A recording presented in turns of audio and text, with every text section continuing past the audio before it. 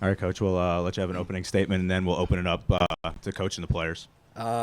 Start off by compliments and congratulations to Clemson, Coach Sweeney, his staff, team. They really are an excellent football team and played an excellent football game today and showed why, they're undefeated and the number one team in the country. You just have to give it to them. You go in at half 17-16. We feel like we're, still haven't played as well as maybe we're capable of. But then in the second half, a lot of the same things keep happening. Defensively, missed tackles, but give them credit making us miss them. So you got to compliment their players and penalties. We're really poor in that area as well. Deshaun Watson was excellent and. Offensively, way too inconsistent. Not able to run the ball consistently enough was a major factor. And I said coming into the game, whoever could run the football the most effectively would, in my mind, would have the best opportunity to win. And they were able to do that, and we weren't. And and that's the bottom line. And then we have some turnovers to go with it. So all of it together combined. We weren't, we were outplayed badly in the second half, and and that's where it is. All right. If you have a question, please raise your hand, state your name and affiliation. I'll start right here in the middle. Could you tell in the second quarter, Clemson seemed to get a lot of momentum, especially offensively. Second quarter, could you tell things going on in the second quarter? It was going to give you trouble in the second half. Well, I just felt we weren't tackling very well, and that was the biggest factor.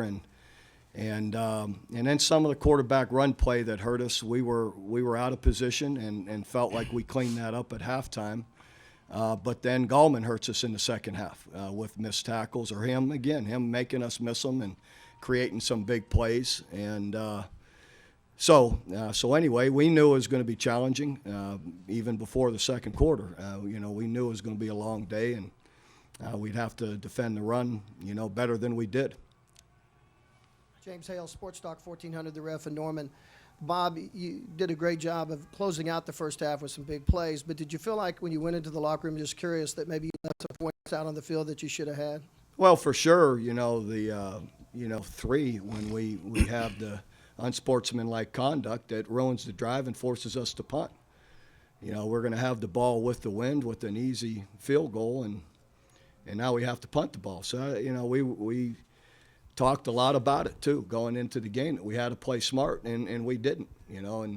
Penalties hurt us all over the field. I can't even think. I haven't seen the sheet how many, way too many. And a lot of them critical ones. Any questions for players as well? A question for Coach Stoops.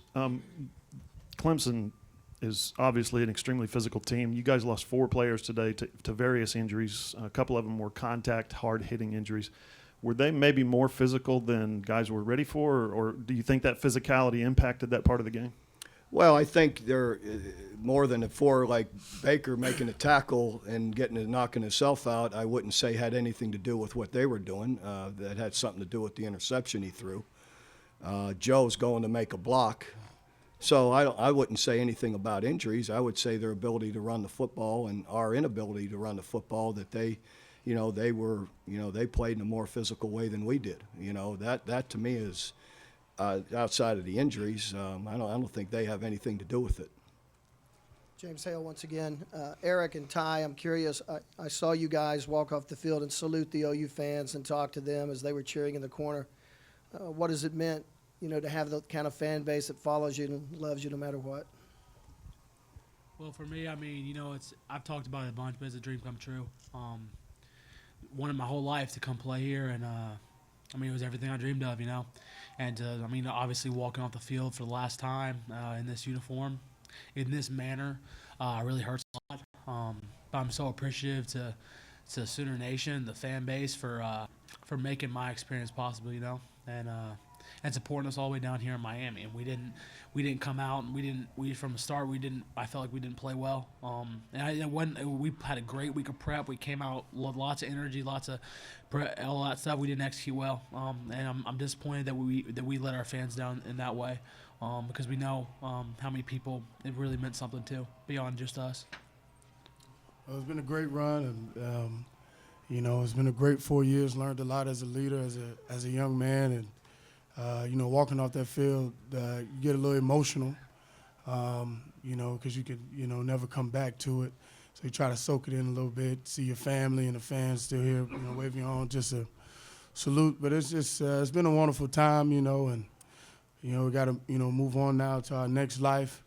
But I appreciate the fans and my family and everybody who came out. It's been, I mean, I think about all the times that we had. It's really been good. So I'm, you know, I'm sitting here very humbled, and, you know, it sucks to walk out like that, but, you know, it's been a good run.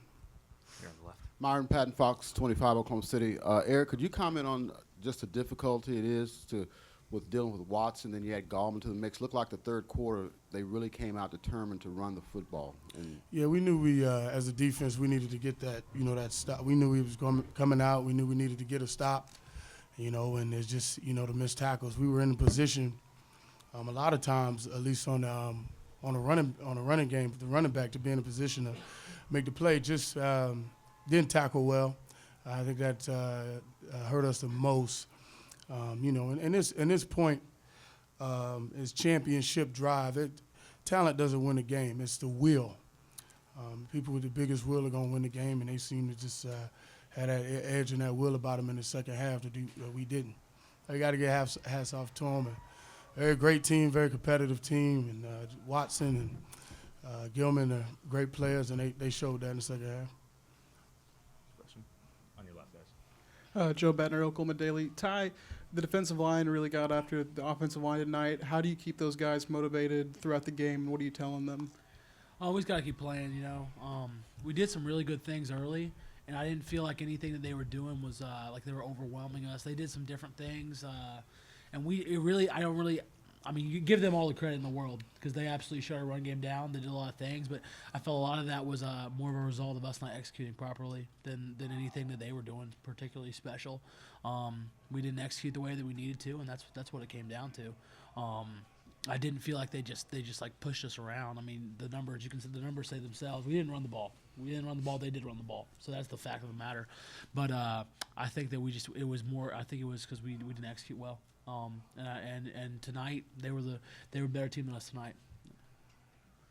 Greg Logan from New York Newsday for Eric.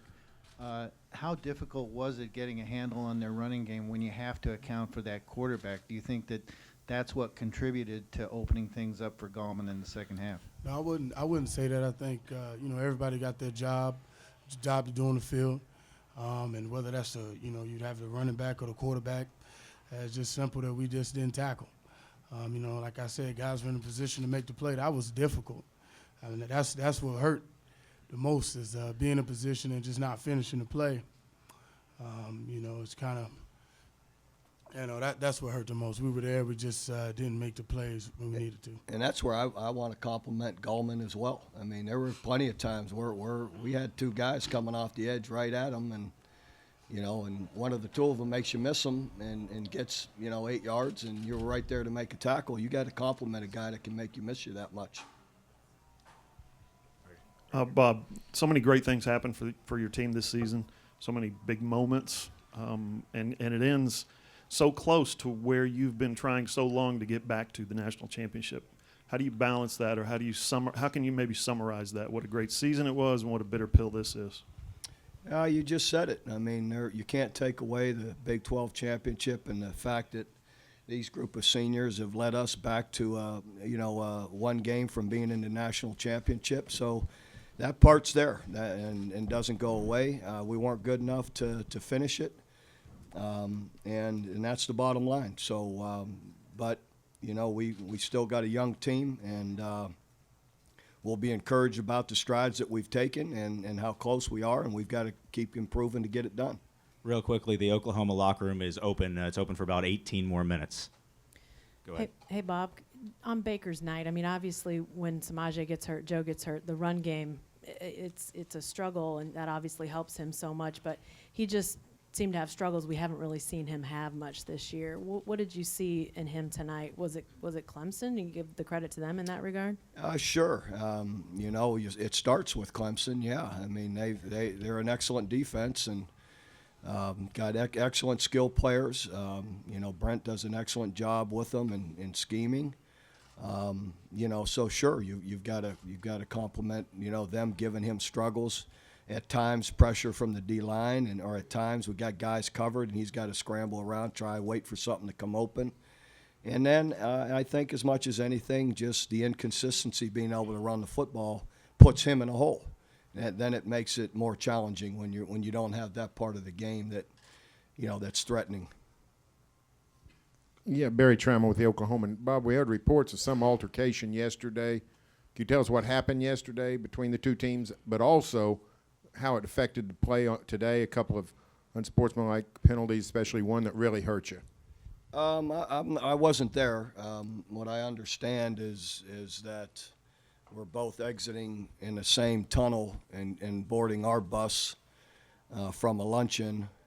And then for whatever reason, I'm not blaming them or our guys, I don't know. But in the end, you got 40 guys getting ready to play the next day that have been, that are all jacked up and can't wait to play, and they get stuck in a little tunnel right together. It's not a good chemistry, but it was all words, and from what I understand, nobody struck anybody, and so in these games it can get chippy. But again, we disappointed in our overall discipline and a lot of the penalties that we had.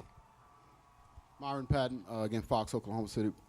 Bob, after you guys went down by 13, I didn't bring my chart in, but I think you threw it maybe 7 or 8 straight times. Was that due to Samaj? It's after his first ankle injury. Was that because of that, or you just felt like the pass is where you need to go? Well, I think I'm not going to question Coach Riley, just because when you look at what he's done, I'm sure through the year he's done that before, where he's thrown it 3 straight times or 5 straight times, and it's been incredibly successful for us. So he obviously felt that's what needed. He felt that something was there, and that's what he needed to do.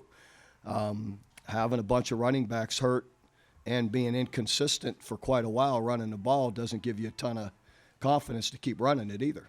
So I'm not going to question his play calling. Bob, James Hale once again from KREF in Norman. One of the big plays in the first half is their fake punt.